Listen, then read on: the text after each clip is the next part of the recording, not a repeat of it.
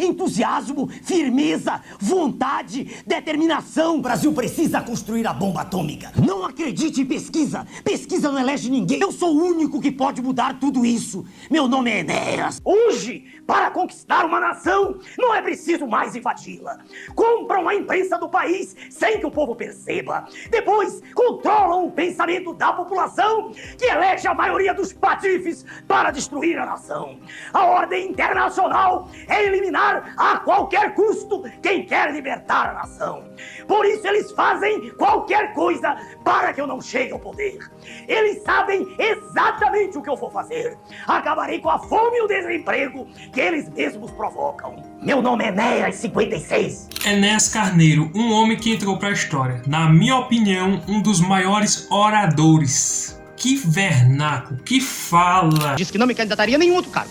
E a última questão, a não ser a presidente. E agora por quê? Porque, observando o quadro que aí está diante de nós, veja o senhor, de deterioração termodinâmica progressiva da ação pública. Isso é bom. Gutenberg, desculpe. Eu me impressiono com as suas expressões, são realmente muito curiosas. Muito obrigado. Eu passei a vida estudando, senhor. Eu, sinceramente, não existe inveja no termo bom, mas é de dar inveja. A maneira, as expressões, como ele falava, o português claro. A palavra da moda é corrupção, causadora de todos os males. Mas ela não é causa, é consequência de um modelo político-administrativo do tempo do Brasil colônia. Nunca foi diferente, mas pode vir a ser. Depende só do senhor. Meu nome é Enéas. Você já viu a forma, você já viu os vídeos dele, você já assistiu? Que inteligência, que verbalização. A saúde do Brasil recebeu durante o ano inteiro 6 bilhões de dólares. O povo não sabe disso. Reclama porque os totam caem dos pedaços. E os senhores financistas que vivem sem fazer nada, especulando, recebem por mês isso. A diferença é um mês para um ano. Então, recursos há. Como daqui a pouco falaremos da Previdência, recursos há de sobra.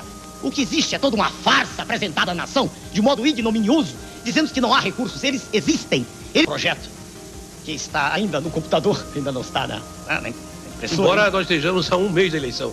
Não quer dizer nada. Isso não quer dizer nada. Se o senhor me perguntar o esforço que foi feito, porque nós não temos a máquina do governo trabalhando para nós. O esforço gigantesco que foi feito, o senhor entenderia que é prazo recorde isso ir para a população um mês antes. Ainda mais porque, se o senhor me perdoe, se o senhor me perdoa, né? Todo o que está escrito no livro que eu estou dizendo aqui, no nosso partido não existe a contradição tão comum no meio político de dizer-se uma coisa hoje e amanhã o oposto, na dependência de um vice-presidente que entra ou que sai. Por favor. Eu não quero que os senhores me amem, mas pelo menos respeitem um trabalho sério que está sendo desenvolvido. O senhor está um mês de modo irônico. Um mês é tempo de sobra para quem não é imbecil para entender teses. Agora, o sujeito precisa de um ano para entender uma tese, ele deve dosar urina, porque ele deve ter oligofrenia fenilpirúvica.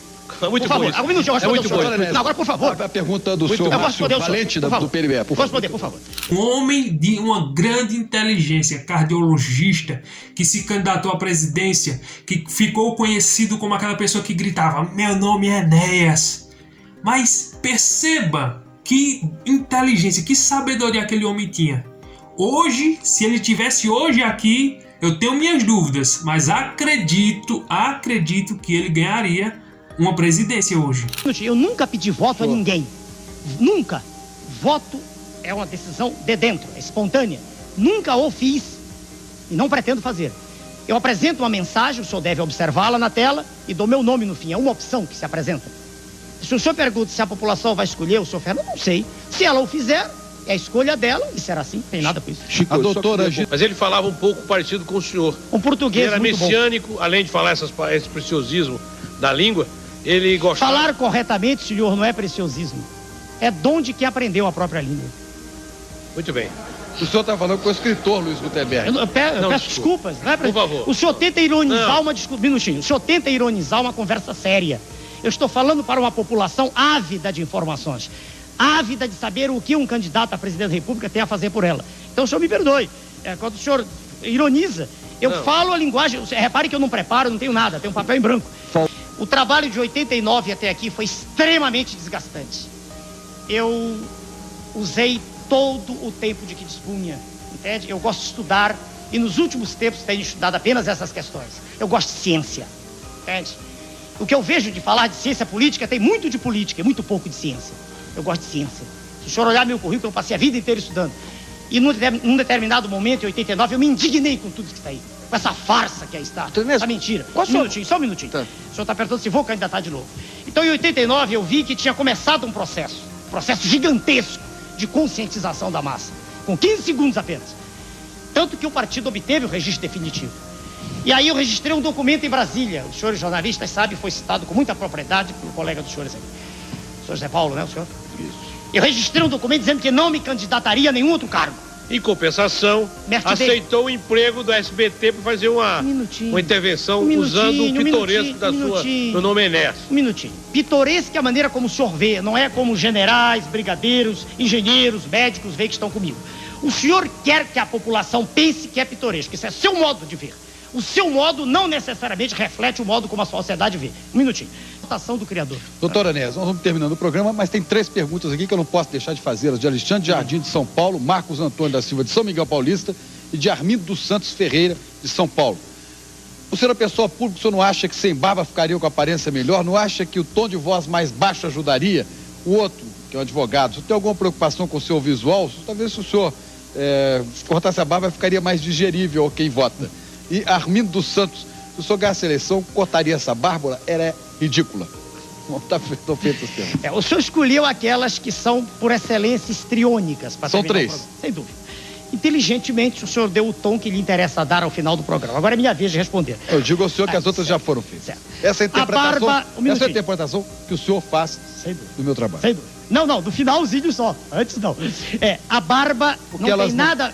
O senhor me desculpe, elas não teriam tanta relevância quanto outras que foram feitas, e eu então as guardei por serem as últimas para o final. O senhor, por sinal, vai receber todas. Vou responder. A barba não tem nada a ver com o processo político. Eu deixei crescer na década de 70, quando eu estava escrevendo um livro. O trabalho de ter que fazer barba todo dia me cansava, e eu, quando percebi, não era mais barbudo, já estava barbado. E gostei, deixei. Não tem nada a ver com o processo político. Se eu mudar visual, não. Eu sou assim mesmo. E para aquele que diz que é mais digerível, eu respeito o seu direito. Eu não estou pedindo voto ao senhor, estou me apresentando à população. Claro que inveja não é bom, mas é de dar inveja quando você assiste às entrevistas dele. Eu gosto de assistir algumas entrevistas lá de trás dele. A firmeza, a contundência, sabe? A força de expressão nas suas palavras. Hoje em dia, se aparecer um homem hoje em dia com a mesma expressão, da mesma forma que ele, defendendo as mesmas coisas que ele... O que a imprensa vai fazer? Isso aí não presta não, isso é um louco. Isso é um ditador. Isso aí quer implementar uma ditadura no país. Era assim como ele era visto no seu tempo. E hoje muitas pessoas dizem, rapaz, ele deveria ter sido presidente do país. Não, tiraram ele para eleger o Fernando Henrique. Depois do Fernando Henrique, o Luiz Inácio Lula. E a pessoa que tinha capacidade, inteligência, estudioso, não colocaram. Veja só, agora por quê? Porque naquele tempo só tinha imprensa, só tinha televisão para jogar no ouvido das pessoas toda sujeira, toda podridão, sabe? Porque infelizmente a imprensa hoje é comprada, televisão, sabe? Esse jornalismo que a gente vê, infelizmente, eles trazem uma notícia, ao invés de informar, eles desinformam. Eles trazem uma verdade com outra característica, com outra versão e jogam na mente das pessoas. Não é que tudo que eles falam é mentira, mas eles distorcem aquela verdade de tal forma que não tem nem como acreditar numa pessoa que está falando a verdade. Ou seja, por que existe a podridão que existe hoje? Por que existe um sistema tão terrível, tão podre dessa mídia? Principalmente a Rede Globo de televisão, sabe, que defende casamento de todo jeito, que defende a ideologia, que seus filhos não sei o que defende um monte de barbaridade que eu não vou dizer aqui, porque senão o YouTube não deixa nem esse vídeo passar. Mas principalmente aquela emissora defende tanta coisa, e sabe quem paga aquela emissora bilhões por mês? O governo federal. E o que é que os jornalistas fazem? Falam bem do governo. A Amazônia está em chamas, está queimando, mas eles não passam uma manchete dizendo nada. E quando passa, é só aquela frasezinha e pronto. O governo desliza em tanta coisa, mas a imprensa que está sendo paga com o nosso dinheiro, bilhões, ela é paga para ficar calada. Infelizmente, esse é o sistema. Existe um sistema podre no judiciário, no governo, classe artística. Cadê o povo do Salve Amazônia? Não tem nenhum, veja. Então, por que eu estou falando do Enéas Carneiro? Porque para mim ele marcou a história. Foi um homem que entrou para a história, eu tenho certeza que ele vai ser lembrado sempre. Todos os discursos dele estão na internet. assista, que eu tenho certeza que você vai gostar e você vai aprender muito. É um homem muito inspirador. Deus abençoe a sua vida, curte, inscreva-se, compartilha. Até o próximo vídeo, se Deus permitir.